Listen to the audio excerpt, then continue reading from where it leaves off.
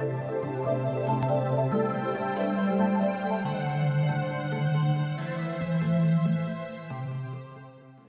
everyone, welcome to meeting 19, in which we look forward to talking with Shashank Joshi. And I'd just like to tell him, because he's not able to be with us in the theatre, that there are almost 300 members here tonight, and that's one of the highest attendances we've had. It's partly because of him, and it's partly because of the subject that continues to weigh on our minds. I'm deeply grateful, of course, to Shashank for stepping in at 2 weeks' notice in his busy life to join our program again. He's done this before. He's so generous with his time, despite his very considerable obligations, as defense editor of The Economist. And he's also the father of 3 very small children. And he was on parental duty today because his wife went back to work after maternity leave this week.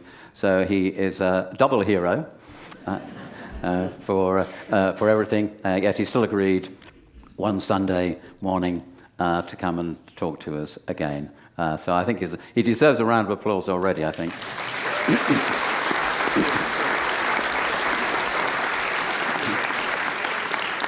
I think, as you know, Shashank has had this post with The Economist, which has brought him deeply into defense issues. But of course, before that, he was a senior fellow at RUSI, the defense think tank, which many of you know about.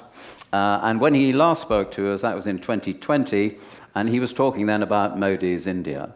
But when we had a conversation less than 2 weeks ago, he made the point that in the last 2 years, so much of his energy, mental energy and his work has focused on the unfortunate invasion of Ukraine, in which he's sort of, in this period, become a considerable expert. I hope the title that we've created, that you've seen on the screen already, will adequately cover what he's going to talk about. There's no PowerPoint. There will be at some stage one map that is helpful to some of the geographical points that Shashank is going to make. Our meeting format is just as always. It may be technically more complicated for myself and Dan Harvey in the box upstairs, but Shashank will talk for about 40 minutes. We'll take our break and have our coffee, and you'll submit your questions. And he can see you, or most of you, on his screen. You can obviously see him. And also, he'll be in contact with me through the laptop in front of me when it comes to the Q&A. So hopefully, there'll be no gremlins, and we're going to have a very thought-provoking and rewarding evening. So, Shashank, after that introduction, welcome back to Keele World Affairs. We're so delighted to see you, and thank you for being with us tonight.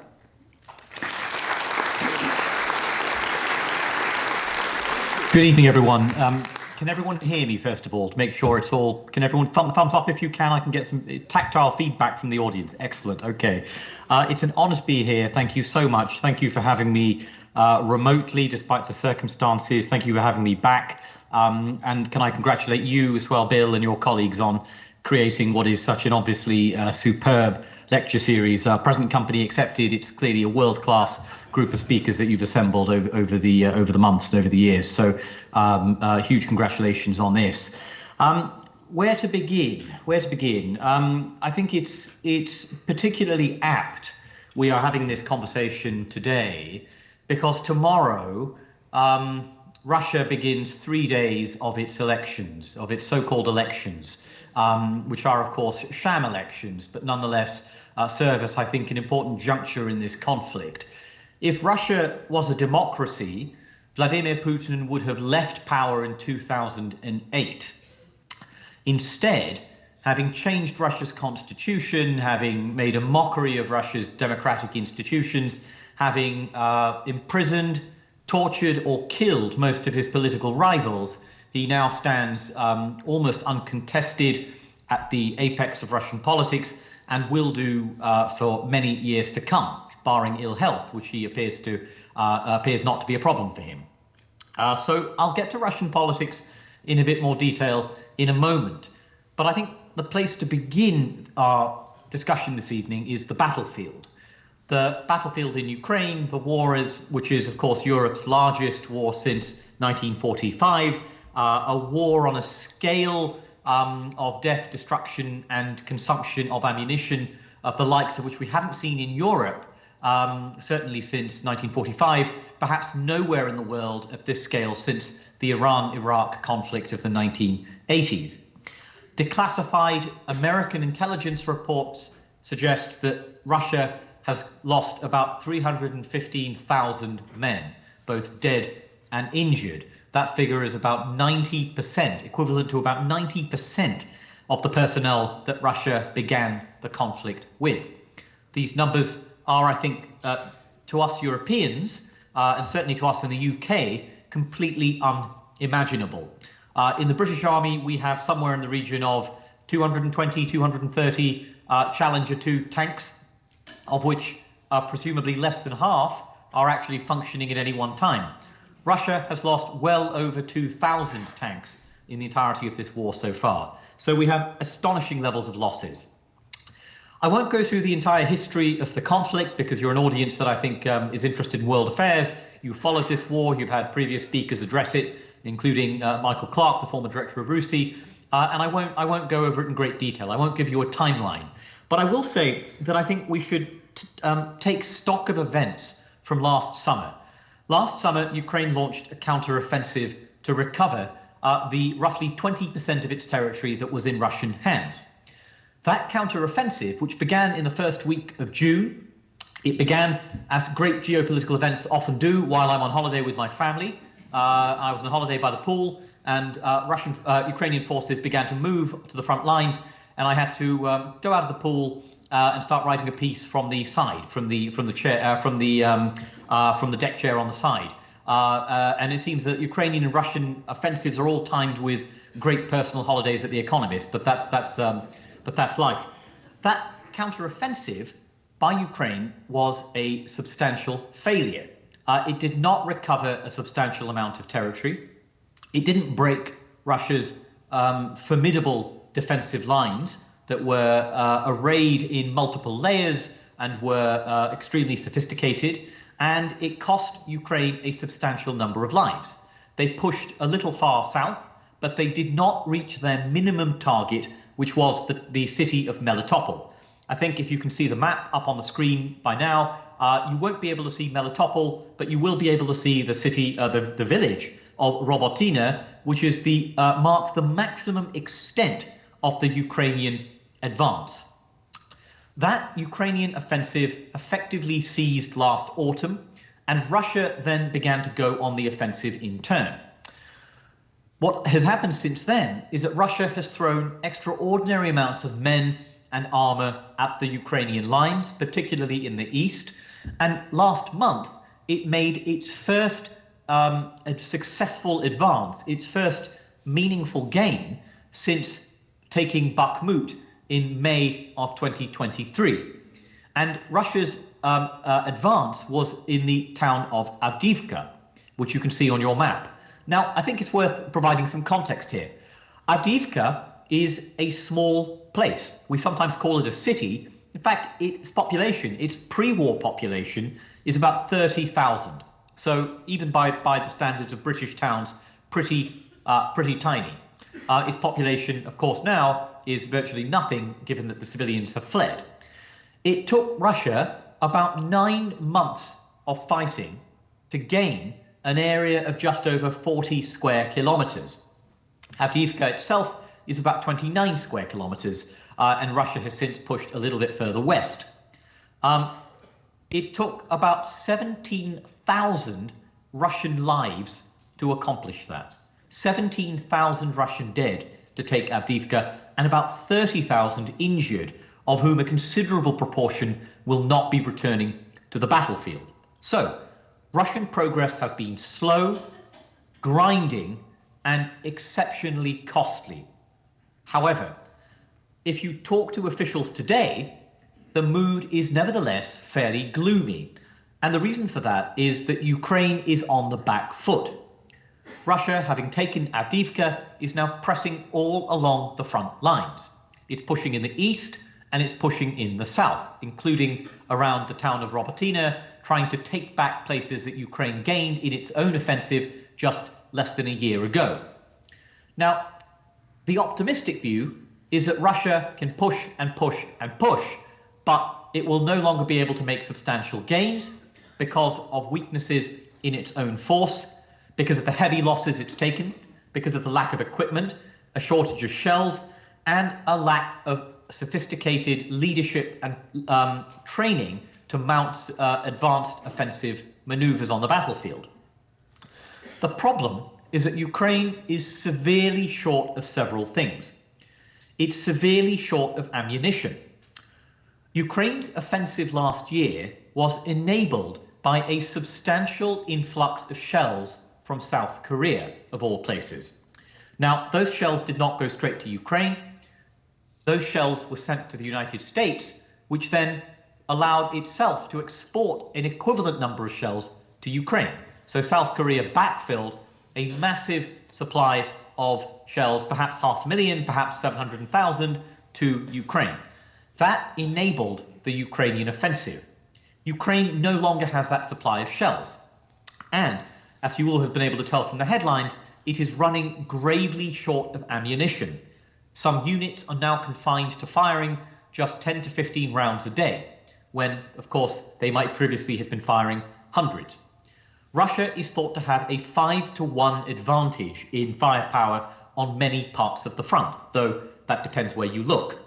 And Ukraine is to some degree offsetting its disadvantage in traditional artillery shells with modern tactical drones, small, low-cost drones known as FPV drones, or first-person view drones. These are effectively what were once racing drones, small, lightweight, very fast racing quadcopters repurposed to carry small explosive charges and attack Russian trench lines and Russian positions.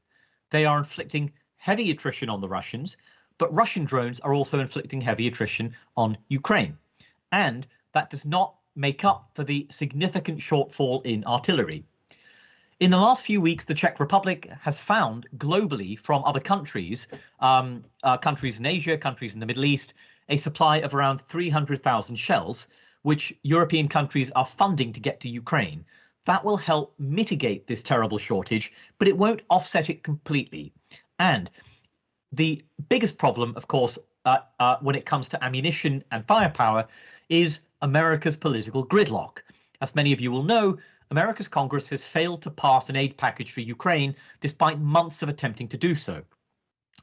The reason it's failed to pass an aid package for Ukraine is that America's Republican Party, and a particular minority within America's Republican Party, a minority that is in hock to President Trump and to President Trump's fringe wing of the party, although I say fringe, of course, President Trump is now the de facto nominee of the Republican Party for president, does not favor support for Ukraine and wants to cut Ukraine off from aid completely.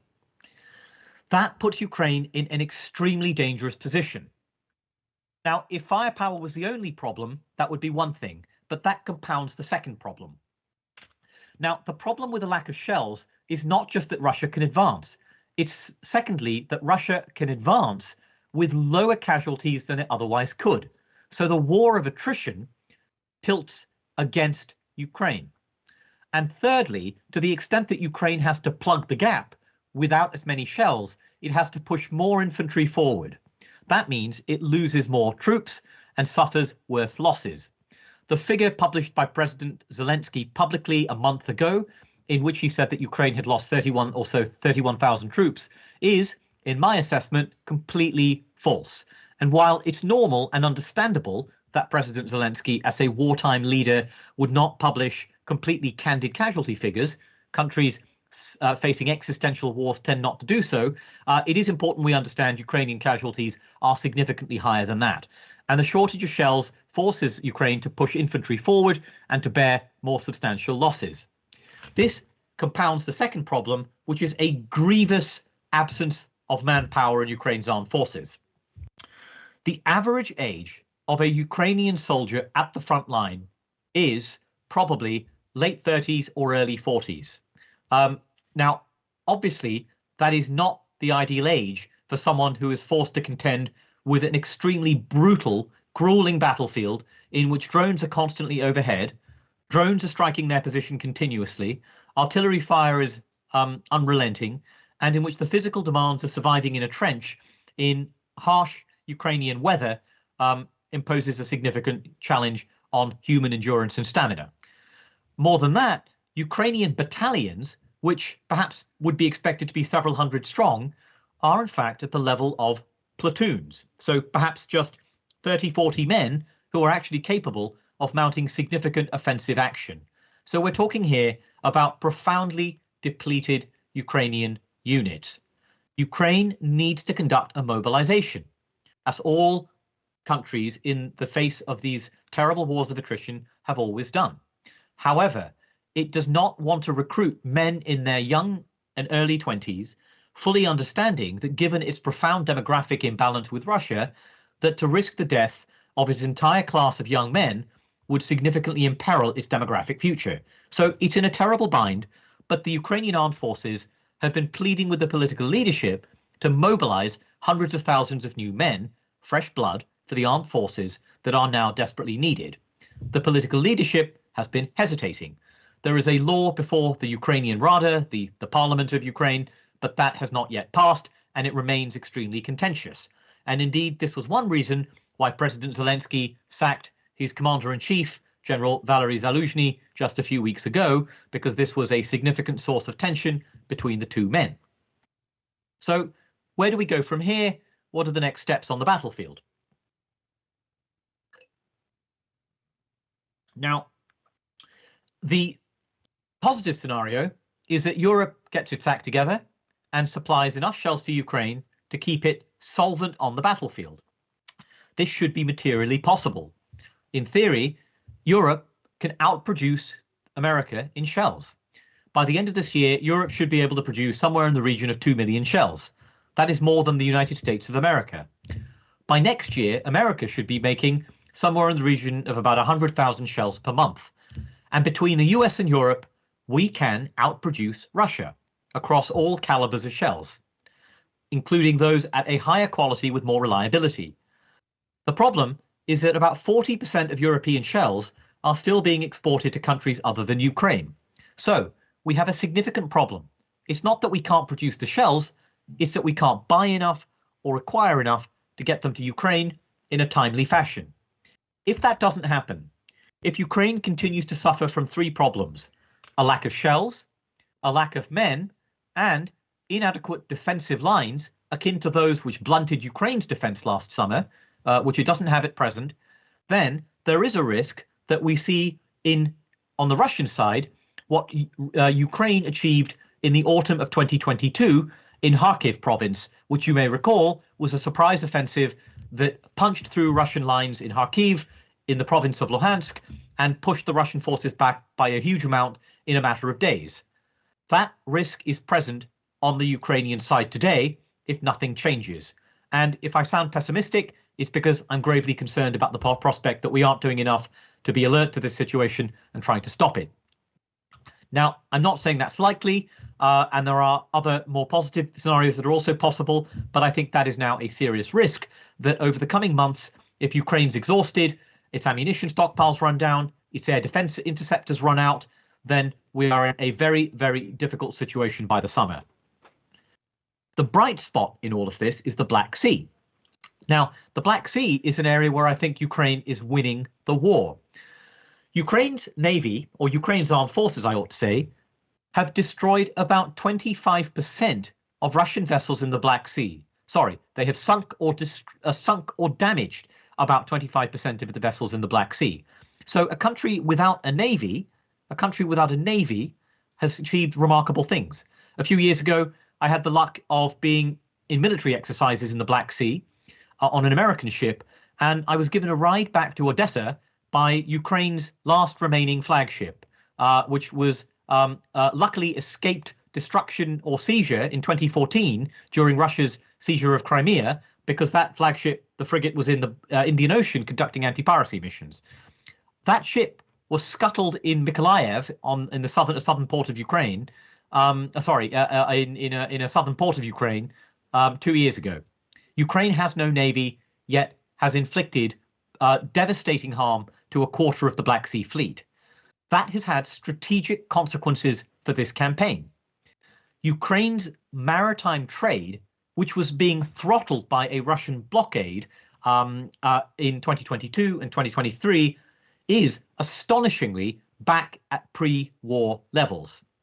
If you look at estimates for Ukraine's corn and wheat exports for 2023 to 2024, they have risen by about 35% since last August, even though production of crops is up by just 9%. So that is a return to near pre-war levels of export volumes. An incredible feat of naval warfare that's been achieved by successful use of anti-ship missiles and successful use of naval drones that have been facilitated, perhaps I should say, by the UK, something I think we ought to be exceptionally proud of. But the Black Sea alone is not going to change the front lines of this conflict. So that's the situation on the battlefield, and I'm very happy to go into any further details on it in the Q&A session. But I do want to say a few words on the wider prospect of this, the wider context of this war as well. And let's begin with the situation in Russia. Now, the election, as I said, begins tomorrow. There has been no election in Russia since the Soviet Union that has been manipulated to such an extent that we are seeing today. To quote one expert, the political context is dictatorial, the regime's power grab is comprehensive, the media are subject to wartime censorship, and there is not even a pretense of political competition. In 2006, I spent a summer in Moscow working for something called the National Democratic Institute, which was an American NGO that improved practices of democracy in other countries, and we did training for Russian political parties. At the time, we helped them to understand how to conduct polls, how to campaign, how to run in elections. It seemed like it was useful work at the time, but the net was closing in. Russia's political system was being squeezed. But back then, in 2006, it was nonetheless semi-competitive. There was a degree to which parties outside the system, even those who opposed Putin, could make it onto the ballot and could achieve positions of power, at least at the local level. All of that is gone, and we are seeing a new, I'm afraid it's not an exaggeration to say, we are seeing a new Stalinist era. In 2020, voting in Russia was extended from 1 day to 3 days. Why was that? Well, one reason is that the longer period of voting gave the Putin regime bigger opportunities for ballot stuffing and other chicanery such as falsification of the electoral register, as well as turnout. This is all occurring in the shadow of the death of Alexei Navalny, Russia's most popular and most prominent opposition leader, who was imprisoned by the Russian system on his return from Russia, a very brave man to have returned to Russia despite knowing his likely fate, and then imprisoned in a Siberian gulag, poisoned by Novichok, a nerve agent that was applied to his clothing by agents of the FSB, Russia's domestic security service, and then effectively, to all intents and purposes, murdered inside a Russian jail, whether intentionally or by neglect, by a Russian system that has killed so many political prisoners over the decades of its abuses. His legacy, I think, is resonating in Russia in a very interesting way. And let me give you one example of that. If you look at the public transport data in Moscow today, between March 1st, the day of his funeral, and March 3rd, 27,000 more people than usual used the metro station nearest to the cemetery where Navalny's body was laid to rest. In a system where opposition to the regime, where even the most modest symbols of support for Ukraine can give you terms in jail, even using the word war can get you terms in jail, I think that demonstrates a pent-up level of frustration and anger felt with the Russian system, even if a significant proportion of the Russian populace are also either apathetic or supportive of the regime and supportive of its brutal war in Ukraine. Over the past 2 weeks, spontaneous flower memorials, shrines to Navalny have come up in more than 230 Russian cities, where people have lit candles at monuments to victims of past political repression in entrances to buildings, in courtyards, and in other public places. Again, I think these are small acts of resistance, but they are brave, they are courageous, and they suggest there are still people in Russia who understand the dark days that they're living through. But the long-term consequences of Putin's grab on power is that there is probably no end to this war in the short term. What we saw from Vladimir Putin this week is we saw some comments from him on the prospect of negotiation with the West. I'd like to quote from these comments because I think they're quite interesting. He said in an interview with state news agencies,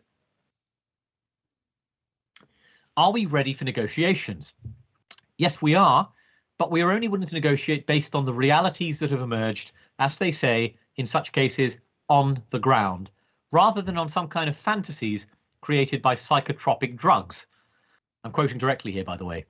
"Possible negotiations are not a pause for rearming Kiev, but a serious conversation with security guarantees for Moscow. They're snorting cocaine now, right? Well, it doesn't matter. It's even easier with such people. It's tougher with the smart ones. They're more dangerous." Now, remarkable thing to hear from the leader of a country which wields more than 6,000 nuclear weapons.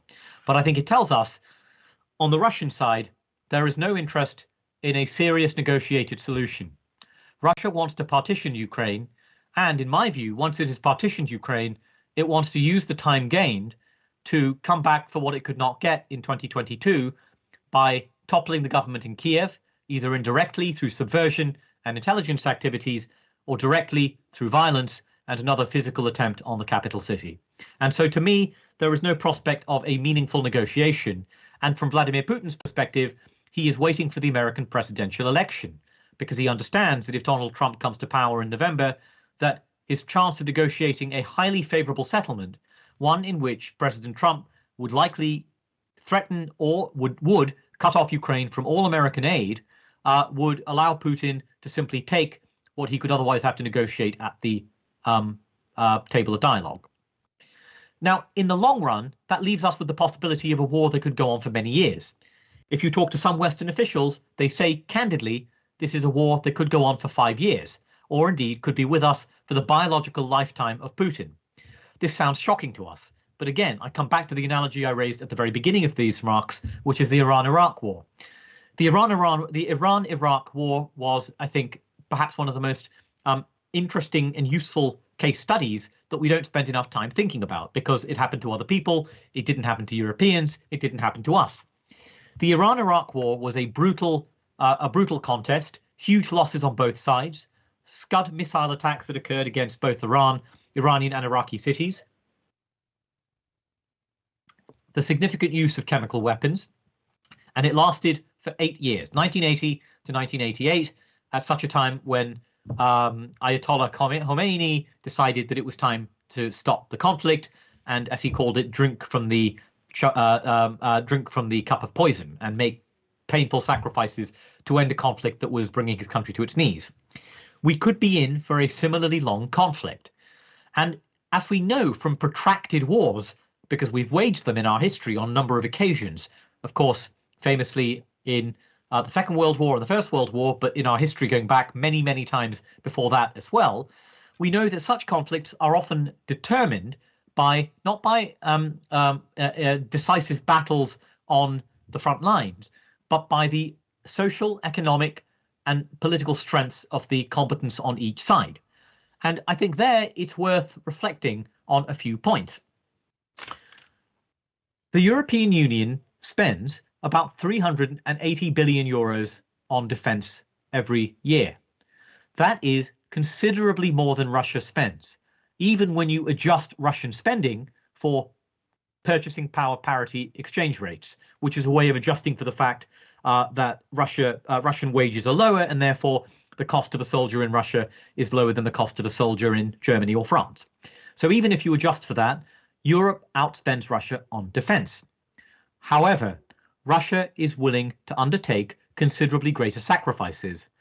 This year's Russian defence budget sees Russia spend about 6% of its GDP on defence. As you'll be familiar with, the United Kingdom spends about 2.2% of its GDP on defence. a considerably lower figure than for almost at any time during the Cold War, even lower than at times in the 1990s during the so-called peace dividend. The average, the level in America is 3 point something percent. In Europe, the very highest level is about 4%, and that's Poland. Russia is at 6%. About 30% of the Russian federal budget goes to defense, a remarkable portion. Russia is starving its civilian economy and distorting its society in order to fund a garrison state. That is having a stimulus effect on the Russian economy, and I'll get to that in a moment. But the point is, Russia is willing to eat grass to wage this conflict, and that will likely remain so for a long time. Let's not fool ourselves. Russia isn't going to run out of money, and Russia isn't going to run out of men. It has met its mobilization targets consistently, month after month, for the past 6 months, even though some people thought it would struggle to do so. And many of those people, regrettably, are volunteers. They are not conscripts, so-called mobics sent to the front lines by force, having been dragooned into service. So the question then becomes, how long can Russia sustain this? Let's assume for a moment that President Trump doesn't come into office and it's Joe Biden. That's another 4 years of a Democratic administration that may stand with Ukraine. We are seeing strong statements of support in favor of Ukraine and warning that it cannot be allowed to lose from France this week. The UK government has said much the same thing, as have others in Europe. So, can Russia stick with this conflict if it drags on for years and years? I think here it's worth taking a sober look at Russia's economy and its economic strength. Data published on March 13th showed that prices in Russia rose by about 0.7% month on month in February. That was about down from about 1.1% at the end of last year. The annual rate of inflation is stabilizing at about 7.5%. That's pretty high, but it is not runaway inflation, as some people thought might occur last year when Russia was engaging in a huge stimulus package to try to keep the war going. Economic forecasts suggest that Russian inflation will probably fall to about 4% before that long, which is a pretty enviable rate. Now, at the start of the war, sanctions made it very hard for Russian firms to get inputs for their goods, and that slowed production down. But what Russia has now done is set up durable supply chains with friendly countries. So, to give you an example of this, and I think this is where we have to talk about the change in Russia's foreign policy and the broader realignment of Russia's position in the world, over half of goods imports in Russia now come from China. That is about twice the share that was the case before the invasion. I think the case of Vladivostok is really interesting. The Vladivostok, of course, being the country in Russia's far east in the Pacific, very close to, much closer to China. In Vladivostok, China alone accounted for about three quarters of imports. A car factory, there was one particular car factory that once partnered with Japan's Mazda, now makes Chinese cars, which are growing in popularity in a city that previously was dominated by Japanese vehicles, given their proximity. Last year, Chinese car brands made up around 5 of the 6 top-selling cars in Russia last year. So I think that shows us not just the economic realignment that's occurred in Russia, but the geopolitical realignment as well. And our sanctions have inflicted some damage, but they have been circumvented by Russia's ability to forge new economic links, not just with China, but also countries in Central Asia, Kazakhstan, but also Hong Kong, Singapore, and to enforce substantial numbers of goods through there. I'd like to say a little bit now about the international situation and think about the impact of this war on the global picture. I think it's worth us reflecting on the fact that the three biggest arms suppliers to Russia in this campaign so far have been Iran, Belarus, and North Korea. North Korea has provided this year about 1 million shells to Russia, according to estimates by South Korean intelligence. Now, I think it's remarkable that a war in Europe, on the edge of Europe, has been enabled on both sides by a huge volume of shells supplied by South Korea to the Ukrainian side and by North Korea to the Russian side. And I think it tells us a couple of things. It tells us something about the globalization of conflicts in Europe, and it tells us something about the growing interlinkages between states that are opposed to the West. The centerpiece of Russia's drone strikes on Ukraine have been the Shahed drone, a large, fairly simple, pretty cheap, perhaps $100,000 or so, fixed-wing drone that can carry maybe 20, 30 kilograms of explosive material, travel 1,000, 1,200 kilometers or so, and do it very effectively, made by Iran.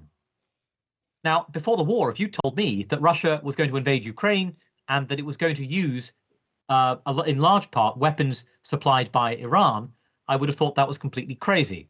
But Iran is now supplying not just drones, but also ballistic missiles, which are, I think, competitive with those produced by almost any country in the world in terms of their accuracy and their lethality. So that globalization is one factor, but that link between our adversaries is another. China, Iran, North Korea, all working together. I wouldn't say hand in glove, but certainly with a level of common purpose that was absent before this conflict. At the same time, I think we've seen very interesting dynamics among the global South.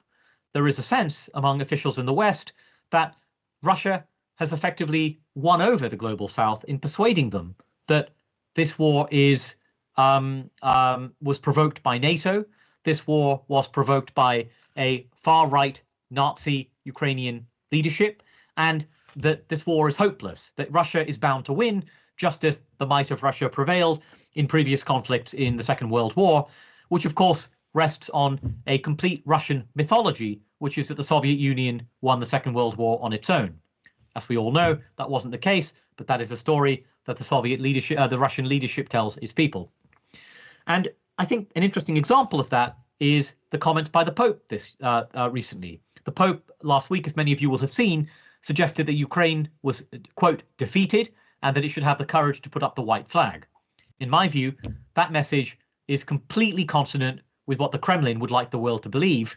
And whilst, as you can tell from my comments at the beginning of this talk, I have grave concerns about the state of the battlefield, I think it is a gross exaggeration and indeed a dangerous one to suggest that Ukraine has already lost. That's not the case. We see this, I think, also in the position of countries like South Africa, in the position of countries like Brazil, both of whose leadership have taken what I would call a pretty Russia-sympathetic position in this conflict to date. The country that I think is, of course, also equally interesting is India, the country that I spoke about when I last addressed this audience 4 years ago, and that Bill mentioned at the beginning. Now, India has taken a fairly neutral, non-aligned position.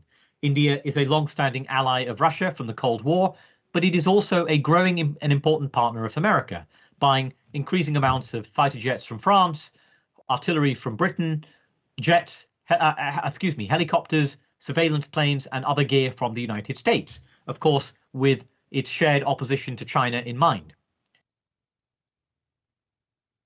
But India has not broken ties with Russia. It hasn't condemned Vladimir Putin. And why has it not done so? Well, there are many reasons, and we can go into them in more detail in the Q&A if you like.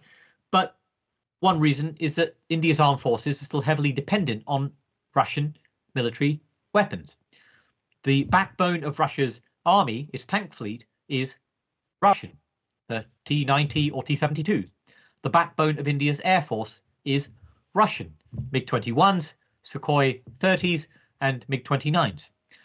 Russia is also helping India design the nuclear propulsion for India's nuclear-propelled submarines, which no other country will help India with, given sensitivities and concerns around that technology. So that military relationship, that technological relationship is part of the story. But in the last minute I have in talking, I'd like to also point out it goes beyond that. It goes to a vision of the world held by countries like India that I think has been accentuated by the conflict in Ukraine. And that vision is that we are in an era of multipolarity, an era not of bipolarity, like the Cold War, in which the US and Soviet Union were the two principal centers of geopolitical gravity, nor of unipolarity, the world that prevailed in the 1990s and early 2000s, in which America stood uncontested as a colossus on the world stage, but an era of multipolarity, in which middle powers can exert substantial pressure and have freedom to make their own decisions without pressure or coercion from the big superpowers. And that is felt in some ways in the fact that a country like Turkey has been playing both sides, providing drones to Ukraine whilst also trading with Russia and benefiting enormously from the diversion of trade caused by sanctions to Istanbul. That is the essence of a middle power using multipolarity to their economic and political advantage. India feels the same way. Why, they ask, should we choose? This is not our conflict. It's a conflict in Europe. It doesn't affect us. And we have our own economic well-being to think about, given the importance of securing Russian energy supplies and all of the military dependencies I mentioned. And here I just want to raise a quote from the Indian foreign minister, which was made at a conference just a few weeks ago. And he said, "It is certainly in the Indian national interest to maintain ties with Russia, but it is also in the global interest. A lot of doors have been shut to Russia and the West," he said. "Russia is turning more to Asia or to parts of the world which are not West. It makes sense to give Russia multiple options. If we railroad Russia to a single option, then you're making it kind of a self-fulfilling prophecy. Other countries, especially in Asia, need to engage Russia." Now, those words may be anathema to us, and they may seem amoral, they may seem callous, they may seem deeply harmful to Ukraine's cause and to European security. But I think they tell us something very important about how the global South looks at this conflict and the stakes that it sees and how they see the world that is now unfolding from this absolutely critical juncture in European security. So thank you very much for listening. Bill, with that, I'll stop, and I really look forward to the questions that you think of in your break. Thank you.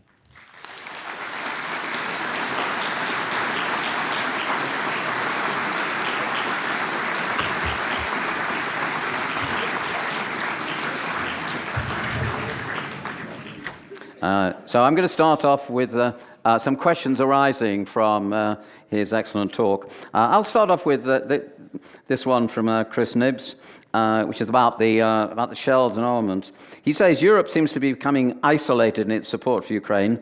Is it time for all the shells to go to Ukraine?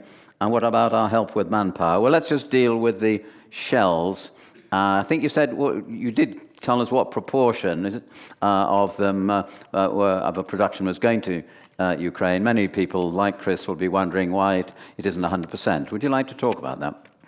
Yes, of course. I think it's a completely natural question.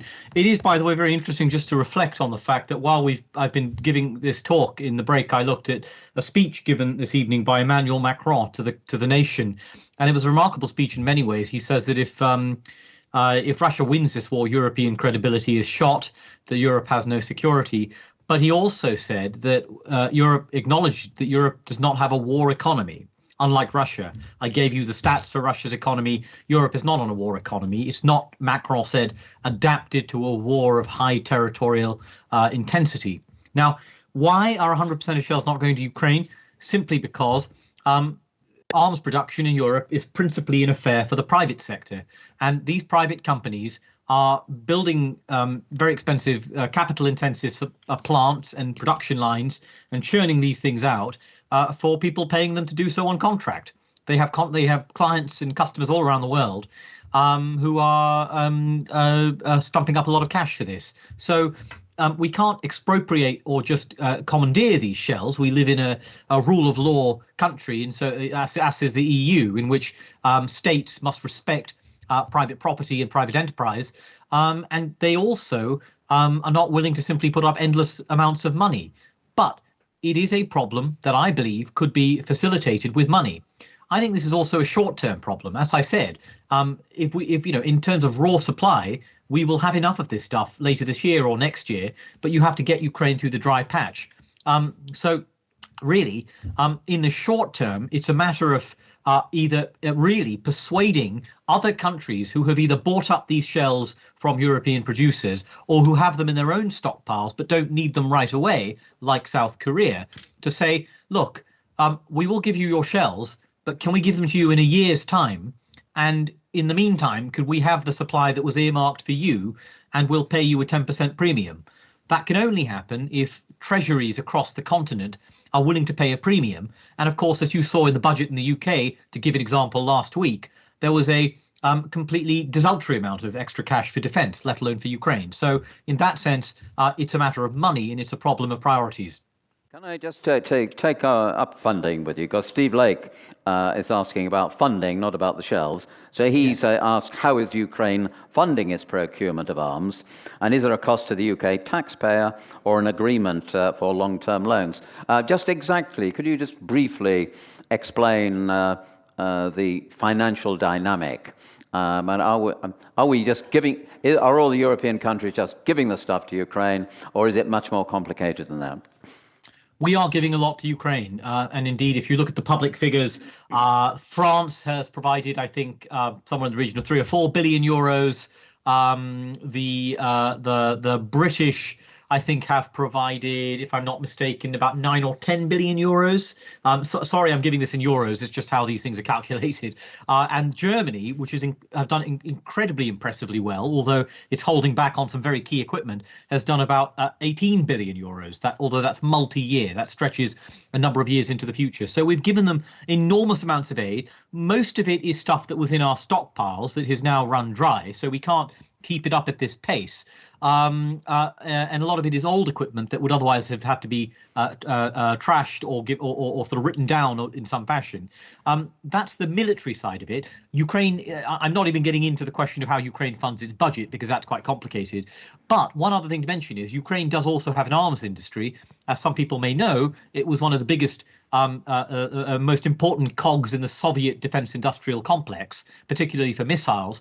But lots of that was in the east of the country, in the sort of Donbass, bowl, where, of course, the Russians took over and seized lots of those factories or destroyed them in the preceding 10 years. So Ukraine has a defense industry. It's trying to ramp it up, but Ukraine is not self-sufficient and will not survive without continued generous supplies of military aid from Europe. That's just the fact.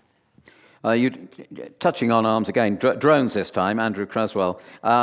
He's wondering whether the introduction of military drones has made tanks and warships redundant. That's a sweeping statement, but would you like to sort of explore it? I don't believe it has. I think drones have made the battlefield much more lethal in a dual sense. First of all, drones provide observation for artillery, and whilst previously, if you look at the beginning of the conflict, a Russian unit that didn't have its own drones and was trying to strike a position may have taken an hour between getting information and striking it. A unit that did have drones could take a couple of minutes between finding a target and striking it, which makes ground forces, of course, much, much more vulnerable. Similarly, we're seeing a profusion of so-called strike drones or kamikaze drones. Sometimes in this country, they're called one-way attack munitions. It's a technical term. And those are also, as I said, inflicting heavy damage on both sides, particularly very small, short-range versions that can cost as little as $400 or $500. They don't travel very far. They carry very little explosives. But if you're a soldier in a trench, that's enough to give you a very bad day. Now, those are also very important. Are they rendering tanks and obsolete? Well, no. It's not easy for either side to use tanks on the battlefield. They're being destroyed in large numbers. But if you're an infantry soldier asked to cross no man's land and conduct an assault, would you rather be facing this kind of artillery fire, this kind of very responsive artillery fire, and facing these kind of drones? Would you rather be in a sort of Land Rover with a fabric canvas covering, or would you rather be in an armored vehicle or in a tank? I think the answer is you'd rather be in the armor every day of the week. So in that sense, armor is more vulnerable, but armor nonetheless gives people protection against precisely the technological trends that I've been discussing. Let's move on to manpower. There's several questions about that. I'm going to bundle them together and let you sort of respond. So, David Latchford, given the enormous losses of Russia's young men, how does Putin prevent an uprising of the ordinary people especially mothers. Linda Sherwood. Historically, Russian governments have been immune to casualty numbers. In this more connected world, will this still hold? And Joe Sexton, why, and she now turns it to the Ukraine side, why won't Ukraine use younger, fitter men or women to fight? You did give a reason, but I wonder whether there'll be a point where they'll change their minds. Yes, all excellent questions. Now, as many people will know, in past Russian wars, casualties have been politically sensitive subjects. In Chechnya, famously, the mothers of soldiers, often very young conscripts treated quite brutally in the Russian army, did conduct marches on Moscow and caused severe problems for Boris Yeltsin. And later on, of course, also to Putin when he took over in 2000. And so the risk of a mother's movement, I think, has been on the Kremlin's mind. It's been a serious concern. But ultimately, the Russians, it has not proven to be politically decisive. And I can't say precisely why. I'm not a great scholar of Russia, but there is something about a willingness to absorb pain. One might go as far as to call it an indifference to human life in the Russian leadership, at least, that I think has made them relatively inelastic, insensitive to this suffering and this pain. Me and my colleagues spoke to General Valery Zaluzhny last year, and in an interview he said to us, "Look, at the beginning of this conflict, I thought that these huge Russian losses, would force Putin to rethink. And now I realize that's not the case. Now I realize they just don't care." And he himself, the commander-in-chief of Ukraine, in the same way that we are, was surprised, even shocked and disturbed by this Russian ability to bear these huge losses. Now, in the connected world, yes, it's true. We live in a world where we can get these news reports at our phones, and no doubt many Russians do read them. But where do Russians get their news from? Well, a lot of them get them from television. What television stations are they watching? Are they watching BBC World or Sky News? No, they're watching Russian state media, which keeps them in a parallel universe in which Russia's winning the war, Russian losses are minimal, and Ukraine is a cabal of Nazis that's on the cusp of defeat. And so when you live in that parallel universe, a confected, fabricated information environment where black is white, up is down, very sort of Orwellian, then I think you can get away with it. And finally, on the reasons why Ukraine won't mobilize younger men, well, as I said, part of the reason is demographics. It's a concern that Ukraine is a relatively small country compared to Russia. In the long run, its demographic future, its ability to grow and have a sufficient economic base, as well as a base of fighting manpower, is dependent on a stock of young men. To put it quite crudely, who is going to make the babies in a future Ukrainian state over the next 20 years? If that generation dies, it's not only a profound loss, the sort of the vital generation that was lost in the same way that we saw in World War I in Germany and in parts of Europe. But we'd also it would be a profound demographic problem for Ukraine. So that is why the law that's under debate, I think, if I'm not mistaken, looks at exploring the reduction of the age of mobilization, I think down to 25 to 26, but not lower than that. And if go to Kiev, as I have done, you'll see there are lots of young men milling around, running cafes, socializing, which is a strange environment. But nonetheless, I think that's that. And politically, finally, I must say, of course, Ukraine. Ukraine is a modern, technologically savvy state. These are young people who are like young people here. Visiting bars, running businesses, running tech companies. Engaging with the modern world in every way. It is a brave president who I think sends them to the trench lines of Ukraine and sends them to into the meat grinder.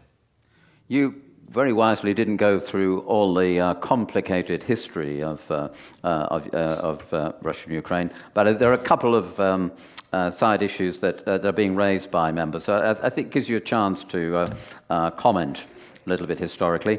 Bernard and Susan, Crimea was always Russian until 1954. Can you ever see Putin compromising in order to resolve the conflict if he were allowed to keep Crimea.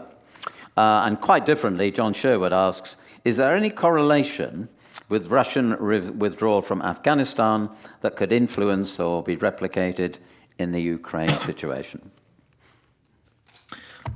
Both, again, very, very astute and thoughtful questions. I think on Crimea, it's difficult for me to envisage Putin ever compromising on Crimea. It may be a subject that has to be left to a subsequent Russian leadership. But the question is not, will Putin give away Crimea out of goodwill? The question is, could Crimea be made uninhabitable and placed under such intense pressure that Russian forces couldn't keep it? Now, I vaguely touched on German aid to Ukraine, and I mentioned German restraint in some areas, their unwillingness to provide some weapons. The most important one is a German cruise missile called Taurus.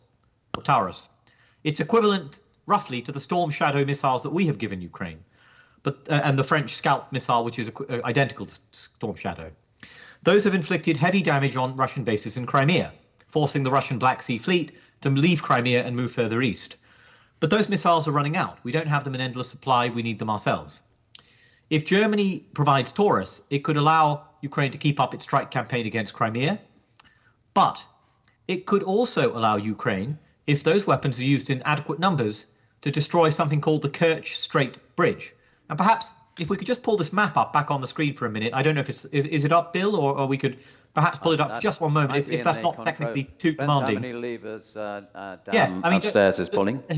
If it's don't worry if it's technically very awkward. But the point is, you all can imagine the map of Crimea, the map of Ukraine in your heads, and you can imagine Crimea jutting out as a peninsula into the Black Sea in the south. And if you think to the west, the east of Crimea, the Sea of Azov nestled in between Crimea and the Russian mainland.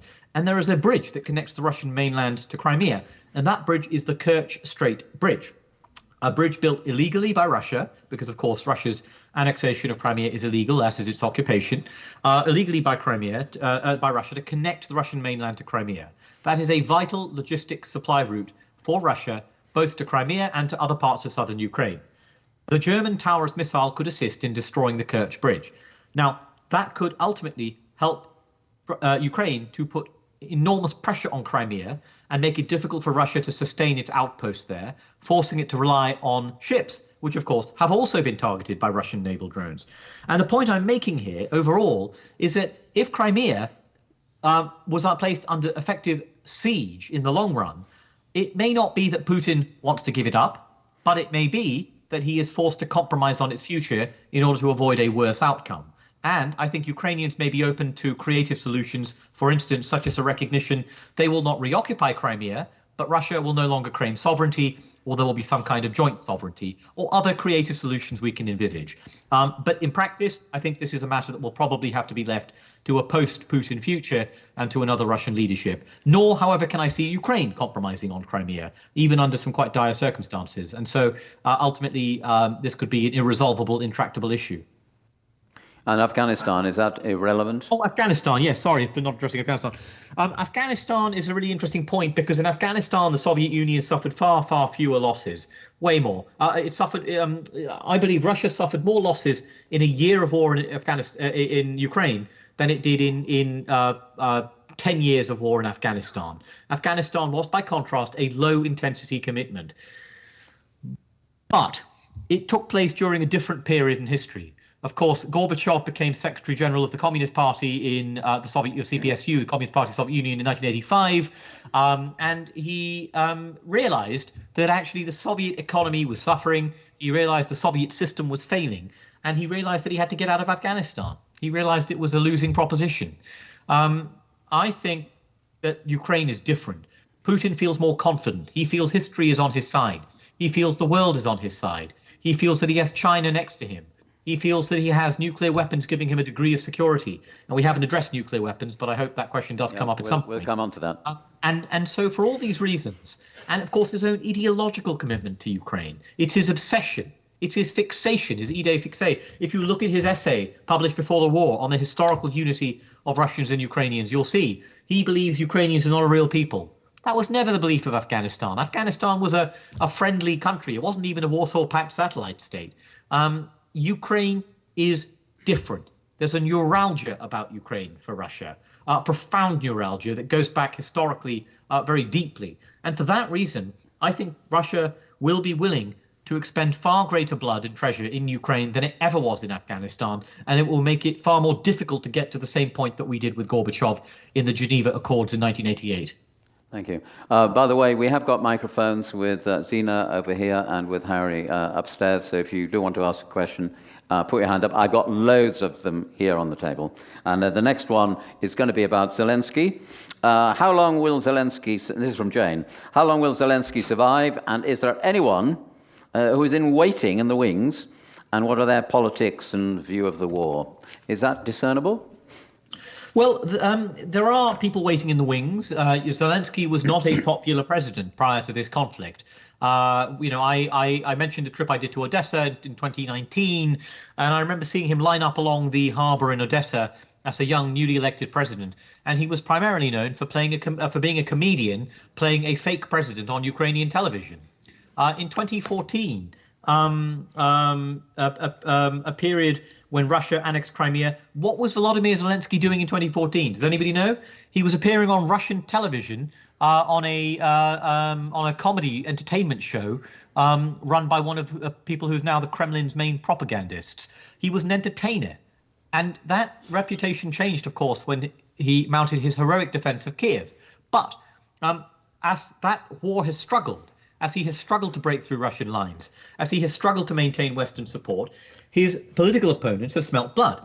That includes the oligarchs, people like Petro Poroshenko, who is, of course, the former president of Ukraine, and it includes other oligarchs waiting in the wings.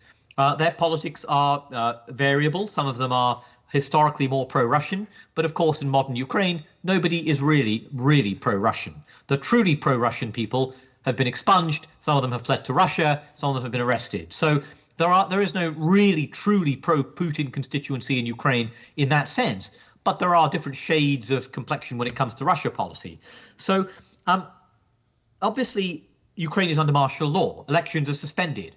There was a question of whether Zelensky ought to hold elections this year, but everyone agreed it was a bad idea. It was difficult to do so. You can't have elections while martial law remains. You can't have elections in the occupied territories, and it would be very destabilizing and distracting during a conflict. So this leaves Zelensky, I think, in a delicate situation where his initial luster has worn off, and yet he can't really hold elections to renew his mandate, even though he recognizes this might be necessary to make some very unpopular and difficult decisions, including mobilization.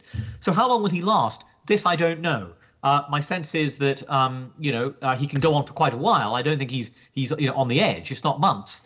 But could a challenge come later this year? Should things go south? Yes, I think that's possible. And who are the people waiting in the wings? Well, it's the old oligarchical class of Ukraine, many of whom I think whose return would precipitate a crisis of confidence among Ukraine's Western allies. And they would say, there's the bad old Ukraine, the Soviet legacy Ukraine, the oligarchs, the ones we don't like, the ones who undermined Ukraine's democratic institutions. And I think we'd be potentially in a very, very difficult situation if such a political crisis were to evolve. But I'm not an expert on Ukraine's domestic politics, so I'm not going to be overconfident on my predictions on that. I've got loads of questions on the table, but I'm going to take a question from the front row in the centre, but I don't think you can see him on camera, but you will hear him. Thank you. Thank you for your talk. Many people in this room have tried to help Ukrainians who are settled here, many in the local area, and also fundraising, sending aid back to Ukraine, food aid in particular, and generators. What else can we do to support Ukraine as British citizens? I think it's a wonderful question, and I obviously commend your support for ideological support for Ukraine. I think that right now, our political systems across Europe are going to be in for a difficult period. In France, we have Marine Le Pen, the far-right leader, posing a challenge to Macron and his pro-Ukraine views. In Germany, we have the AfD, the Alternative for Deutschland, the far-right political movement, or certainly very, very hard-right political movement that, again, doesn't like Ukraine at all. In the Netherlands, the far-right have won won a majority in parliament, and we see similar dynamics in Slovakia as well, although there are opposing trends as well. And Poland is the obvious one where the Polish government is more pro-European than in the past. As I said, the UK has provided, in some ways, sterling support for Ukraine. Behind the scenes, we've done remarkable things, some of which can't be spoken about publicly. We provided early leadership. We provided weapons when other Europeans would not. We provided certain types of weapons when America would not, including the cruise missiles I mentioned. All of that's to be welcomed. But I think we now see the signs of war fatigue and financial fatigue.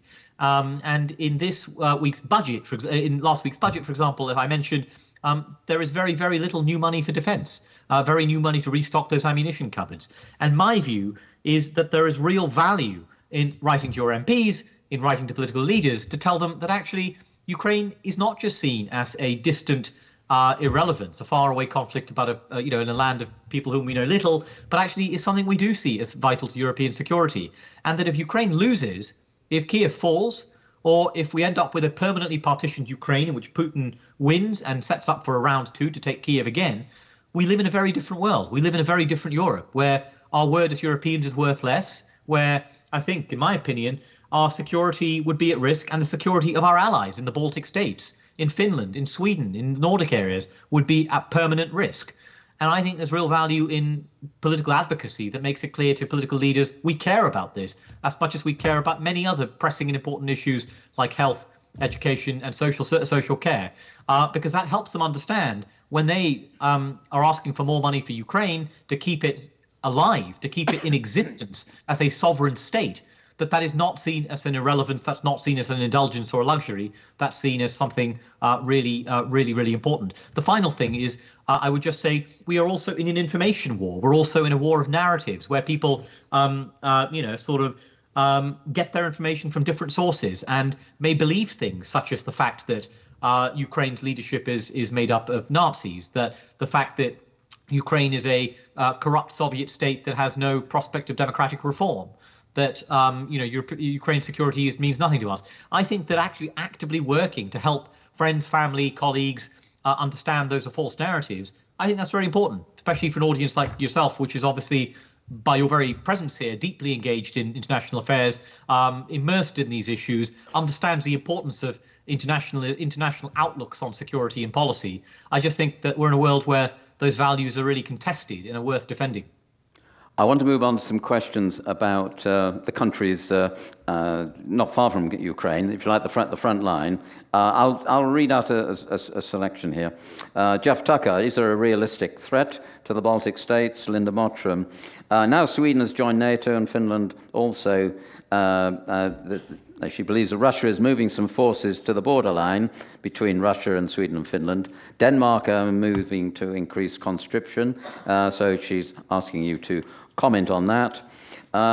Trouble Lions puts it this way: Russia's been saber-rattling against Finland and even Sweden. Might a second front against the Kaliningrad be an effective attack on Putin's morale?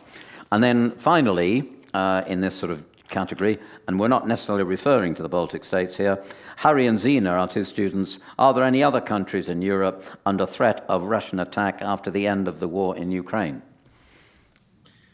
Well, first of all, Kaliningrad is a small Russian territory, formerly, I think, known as Danzig, which is wedged between Poland and Lithuania, and I think not far from Belarus as well. And the territory, the strip of NATO-controlled territory, is known as the Suwalki Gap. Now, would an attack on Kaliningrad, this Russian territory, be a good way to sort of force a down on Putin? Well, of course it would. However, my professional advice is that we don't mount a major conventional war against a nuclear-armed state. Nuclear-armed states are states that we choose not to make desperate, are states whose territory we tend to avoid imperiling.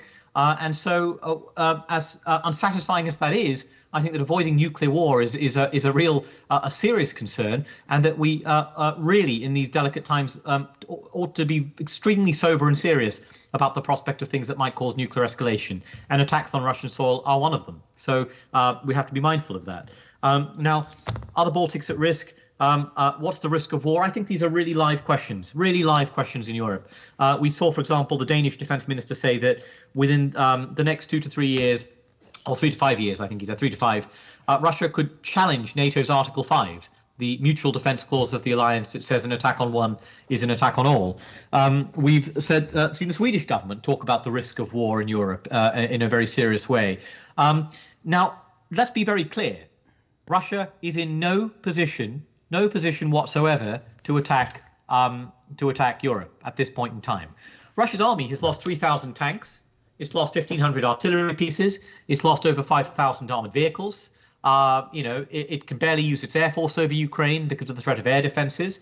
And its army, whilst larger than the pre-war armed force, has very little training. So I'm going to quote a sentence offered by the Chief of Defence Staff, Admiral Sir Tony Radakin, very, very recently. And he said, let's be clear. The biggest reason that Putin doesn't want a conflict with NATO is because Russia will lose and lose quickly. I think that's completely correct. The problem, however, is what happens in 5 years. And in 5 years, which is the time it could take Russia to reconstitute its forces, because it is, as I mentioned, building a war economy, the estimates go from 5 to 7 years, but let's take 5 years. If we have not built up our own arms industry sufficiently, and Russia has, and it has built up what the Estonians' intelligence service recently called a Soviet-style mass army,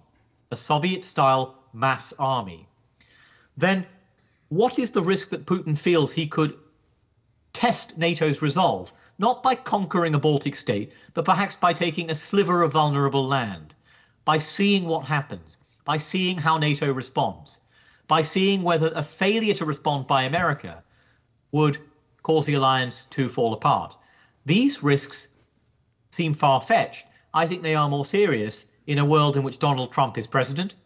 Donald Trump, of course, just a few weeks ago said that he would encourage Russia to attack NATO allies who were not spending enough on defense, allies whom he called delinquent. And if Russia feels it has been successful in Ukraine and has been able to lower the intensity of its commitment to Ukraine. In that world, in 5 years, if a Russia build-up has occurred, Trump is president, European states have been slow in building up their own defenses. Could I imagine a Russian attack of some kind to test Europe's resolve? I can imagine it. Do I think it's likely?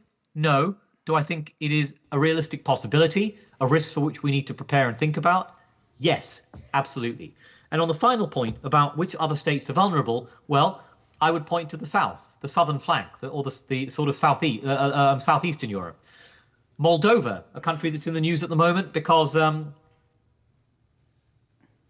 is not a member of NATO. It's a vulnerable country that has ambitions to join the EU. Russian propaganda has been trying to attack the Moldovan leadership for its European aspirations. Moldova is a country that would be at risk. It has a small breakaway enclave of Transnistria, which has Russian peacekeepers present, which is on the southwestern edge of Ukraine. Similarly, in the Western Balkans, look at a country like Montenegro. Montenegro is a member of NATO, but Russian intelligence services tried to conduct a coup in Montenegro nonetheless. So we will see those kind of provocations on an ongoing basis. And finally, I would say we should think about Russian aspirations in the Arctic, but also not just think about Russian invasion, but think hard about actions and threats short of Article 5, below the so-called threshold of war. That could be threats to cut undersea cables. It could be threats to destroy gas pipelines. It could be threats to attack or damage or disrupt satellites. Or it could be threats to conduct sabotage or subversion against European facilities, including those that supply Ukraine. All of these things may not rise to the level of a full-fledged war, but they could present a really severe challenge to our security in Europe. You've already talked quite a bit about NATO, but we have got some questions here. In 12 months' time, in fact, we are hoping and expecting George Robertson, the former Director General of NATO, to come here to speak to us. But we are where we are now. Several people are asking about the capabilities of NATO. And Minaj is asking, could they have done more? And would you comment on their role now? Mark is putting it in a different way, how can NATO minus America prevent a Russian victory? And I don't know whether your earlier remarks have already answered that. I mean, we know. So is NATO just an armed capability on paper, or is it a real capability? NATO is a real capability. NATO is the largest, most successful defensive alliance in the world. Even without America, NATO vastly outspends Russia. With America and Canada and Turkey, of course, it hugely outspends Russia. We have, in some ways, a favorable geography as well. If you look at a map of Russia, a war that was begun to try to avoid Ukraine joining NATO has ended up with 2 new states joining NATO, Finland and, last week, Sweden. A remarkable setback for Russia. If you look at a map of the Baltic Sea, you will see that the Baltic Sea is now a NATO lake. Russia is surrounded in the Baltic Sea. And if it wishes to get its naval forces out of the Gulf of Finland, out of St. Petersburg, well, it's going to be very hard to do so without having the Baltic Sea fleet completely destroyed. So very, very, very clearly, NATO is in an exceptionally strong position in many ways. The problem is that 80% of European NATO defense spending comes from 80% of NATO defense spending comes from non-EU members. And of course, that means principally America, Britain and Turkey. And so NATO without America is profoundly weakened, because although, as I have kept repeating, it spends more than Russia on defense, that money does not add up to the same capability. Russia, of course, when you spend money as an alliance, you duplicate many things. You duplicate ministries, overheads, headquarters, all these sorts of things. But Europeans also lack many of the key capabilities that make combat forces credible, capable, and lethal. They may have the battalions on paper, but do they have the logistics to supply them? Do they have the intelligence, surveillance, and reconnaissance to find targets for their rockets and their artillery? Do they have the airborne command posts to monitor airspace and to orchestrate an air campaign? Do they have the electronic warfare aircraft to suppress enemy air defenses? I could go on and on and on. Looking at military forces on paper by their size or by their order of battle doesn't always tell you whether these are real credible forces. For example, how much ammunition do they have? Would they be able to fight for longer than a week? In the Libya campaign in 2011, some of you may recall, European forces ran out of precision-guided munitions in a week and had to have America bail them out. Is the situation much better today? I don't think it is. And so if Europe is going to be able, first of all, to show America, a future Trump administration or another future Republican administration, that it is not free riding, that it is able to stand on its own feet and contribute a substantial amount of the burden, it will have to redress these imbalances. And God forbid, should America walk away from the alliance, something that is now possible under Trump, then Europe will have to plug those gaps if it is to be a serious fighting force against Russia. And the worry, to come back to my original point, is that the time it takes to fill these gaps, the time it takes to build a serious capability in logistics, ammunition, intelligence, command and control, all these things, is measured in the many years or the decade. It's not measured in the months.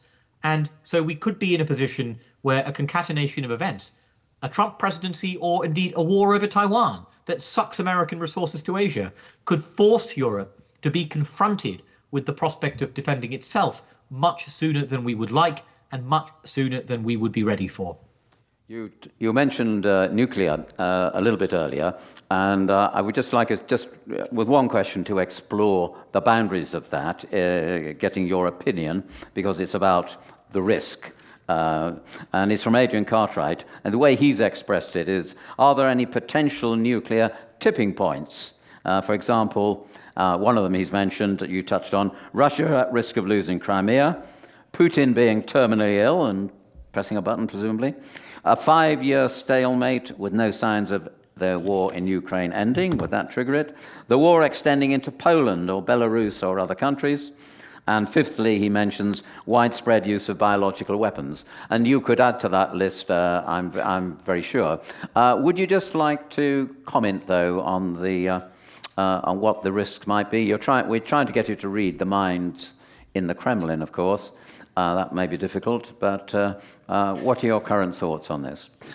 My view is that nuclear deterrence has held in Ukraine. We have not attacked Russia. We have not engaged in direct confrontation with Russia. And Russia has not attacked us directly through the level of force necessary to meet Article 5. But I do believe there are some potential triggers. I think there was a moment of real significant danger in the autumn of 2022 when Russia's army had been routed in Kharkiv in the northeast of Ukraine, and it was coming under great pressure in Kherson province in the southwest, and Russian forces, about 20,000 Russian forces, if I'm not mistaken, were trapped on the west bank of the Dnipro River in Kherson. Had Ukraine kettled those forces and destroyed them or taken them prisoner, I don't think it would have been out of the question that we could have seen an elevated risk of nuclear use by Russia at that point. Western officials were deeply concerned at that time, and we saw a flurry of diplomacy with officials traveling to Washington to consult, and indeed also statements by China and India that it was important to avoid nuclear use, which I think was a sign that those countries took seriously the prospect. So trigger number one is a substantial destruction of a substantial portion of Russian military forces. Trigger number two, I think, would be a collapse of Russian lines and a threat to Russian territory itself. And here we have to remember Russian territory includes Crimea and could include, although it's difficult to say, the territories annexed by Russia, which include the 4 Ukrainian oblasts: Luhansk, Kharkiv, Zaporizhia, and Kherson, the 4 provinces that broadly correspond to the area of Russian control that you saw on your map earlier, although Russia doesn't control all of them. So if Ukraine was to invade and attack Zaporizhia, would Russia use nuclear weapons? Maybe, but unlikely. However, if Russian lines were to break in Crimea and Ukraine were to take Crimea, which is particularly symbolically important to Russia for the reasons touched on earlier, would they use nuclear forces? I don't know. The New York Times reported last week that at the time, US intelligence analysts felt there was a 50-50 risk that it would. That, by the standard of any nuclear conflict since nuclear-tinged conflict since the beginning of the nuclear age, since 1945, is extraordinarily high, and would make that the most dangerous moment in the world for nuclear use, certainly in Europe since the Cuban Missile Crisis. You could argue perhaps issues like the Korean War and issues like India-Pakistan conflicts have also approached such a threshold. And the third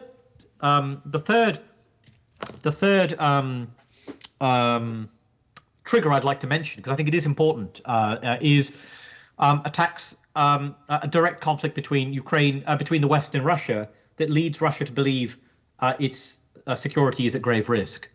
And here I think we have to tackle Macron's suggestion of deploying troops to Ukraine, at least in some capacity. His officials have talked about mine clearing, training, and other things. But everyone understands their purpose will be to serve as a kind of tripwire, to say to Russia, no further than this.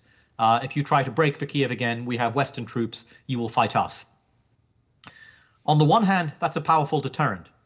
On the other hand, we must be clear-eyed about the implications of a direct clash between Western and NATO troops. If Russia were to bomb a Western training camp and kill French or other NATO troops, that would not start World War III. But it could set in motion a chain of events, a spiral that could lead to a larger clash and a fear on the Russian side that NATO would be about to enter the war in larger force in a way that could threaten Russia's existence and that could prompt nuclear use. So I'm not saying that there is any automaticity. I'm not suggesting that nuclear use, we have to bow to all of Russia's nuclear threats. But I am saying that we have to be very, very careful about waving away all the risk of nuclear use and understanding that were Western troops to be present in Ukraine and were one to die, forcing Western governments to respond in some fashion, this could elevate the risk of nuclear use back to that dangerous level that we last saw in late 2022. I'm hoping to finish in 2 broad areas. One of them you've already talked about the United States and Trump. There are quite a few questions about that. You may have some further thoughts. For example, David wonders whether Trump wants to become an American Putin, whatever that may mean. And Stephen Booth, he's saying the US Republicans are clearly skeptical about funding Ukraine and seeing China as a greater threat to Asian states. So Would you like to sum up your views of the United States' degree of commitment now and going forward? Well, we're already in a crisis because the American Congress is not passing aid for Ukraine, and America's Republican leadership cannot get a vote to the floor because a large number of their members, who are, as I said, acolytes of Donald Trump, oppose this. That's already a crisis. This is already a huge problem. America's leadership and standing is at stake because of Republican opposition. I'm profoundly concerned about Donald Trump. Donald Trump stands a good chance of winning the election. Joe Biden is unpopular, despite economic figures improving. There are concerns about his age. There are concerns about his record. And Trump's figures are looking dangerously positive. I think Trump brings with him a danger of fascism in America. And I don't say that lightly in any fashion. I say that thinking very hard about the issue. Trump held a rally in Waco, Texas, on the 30th anniversary of a siege by the FBI of a compound that would later become a totemic moment for America's far right. At that rally, Trump had the national anthem sung from prisoners over the phone, and those prisoners were individuals in jail for having conducted or been present at the insurrection against the Capitol on January 6th. All of that occurred while images of those people storming the Capitol played on large video screens at the rally. Now, if we just reflect on that, I think that's not the America that we know. That's an America whose political fabric has been bent all out of recognition by Trump and his movement. And I think that there is a real risk that a Trump presidency would seek to dismantle America's checks and balances and undermine its democratic institutions, including the Supreme Court and the bureaucracy. And I think that is of grave concern for all of America's allies, but it should be a particularly grave concern to us in the UK, given our particular dependencies on America. Trump would throw Ukraine under a bus. He has no interest in Ukraine. He doesn't like Ukraine. Ukraine, of course, you may recall, was at the heart of his impeachment trial, the issues around Ukraine. And I think he would not only cut aid, but he would also seek to do a deal with Putin. And under those circumstances, all I can say is that if Europeans don't want to cede their fate to the whims of Donald Trump, they better start investing and preparing for that now, because it's March right now, and in 9 months, Donald Trump could be entering the White House and could be taking those steps. Finally, I think you partly answered this question, but there are quite a few questions about the end game. Hugh Glettel seems to, from your talk, that you're predicting a win by Russia over Ukraine. Gerald Wells wonders what the most likely scenarios are for the end of it. Bob Bell wonders whether we're on the edge of World War III. Dave Martin still wonders what Putin's ultimate aim is. Just how much does he want, and does he know how much he wants, and so on. And finally, Caroline Chalkley says, if we prepare for war, do we make ourselves vulnerable? If we do not prepare for war, do we make ourselves complicit in tyranny? How should we be responding to the war in Ukraine? Well, I don't think we're on the cusp of World War III, and I don't wish to sort of encourage, alarmism or fear, and I think that's very, very important. But I think the Defense Secretary, Secretary of State Grant Shapps, I think he's right when he talks about this as a pre-war phase, a pre-war era. That doesn't mean war is around the corner in months or weeks or months, but it means that assumption that wars between big powers would not happen, that assumption can no longer hold. We have a large communist dictatorship in Asia that threatens to invade a small island that the Communist Party has never in its history ruled, that would quash out one of the most successful democracies in Asia, and indeed the foundry and site of the world's microchips and semiconductor base. In Europe, enough said, we have a country that is trying to change borders by force in Europe for the first time since 1945. Is this a world war? No. There are connections between our enemies, But has China truly supported Russia through arms supply, despite requests? No, it hasn't. In that sense, this is not a kind of true axis of adversary powers in the sense that we would understand it in the 20th century sense. But it is easy to imagine a concatenation of circumstances, political and international, that put us in a really difficult situation. A war in Taiwan would pull America away from Europe and would make it considerably more difficult for us to have American help here.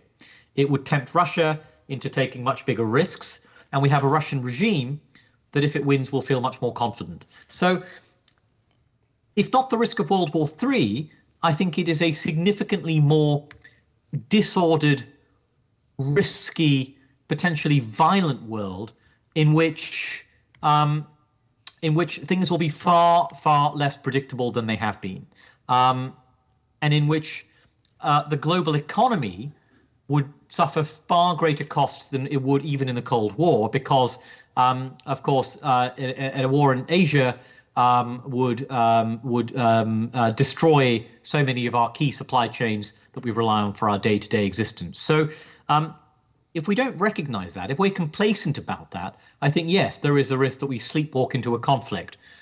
But I think if we understand that we can deter our adversaries, that Russia is not insane, it's not mad, it's not irrational, it may be impetuous, it may be impulsive, it may be imprudent, but it's not mad.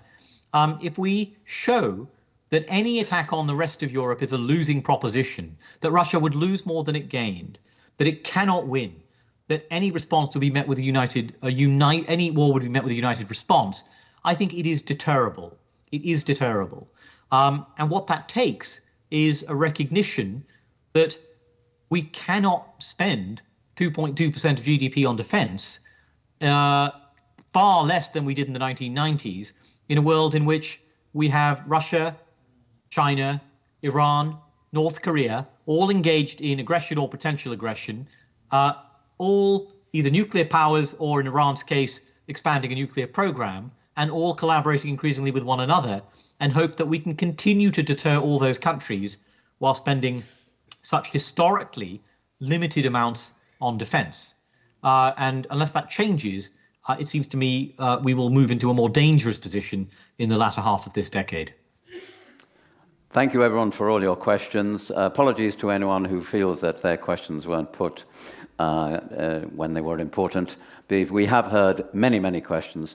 Firstly, I'd like to thank Shashank for his brilliant talk this evening, which opened us up, but even more for his thoughtful and very rapid response to the very wide range of questions that you put. He has kindly agreed that we can put the video of this meeting onto our website, and we hope that our technical team will be able to achieve that. And I'm grateful for that too, because it has been a very significant evening.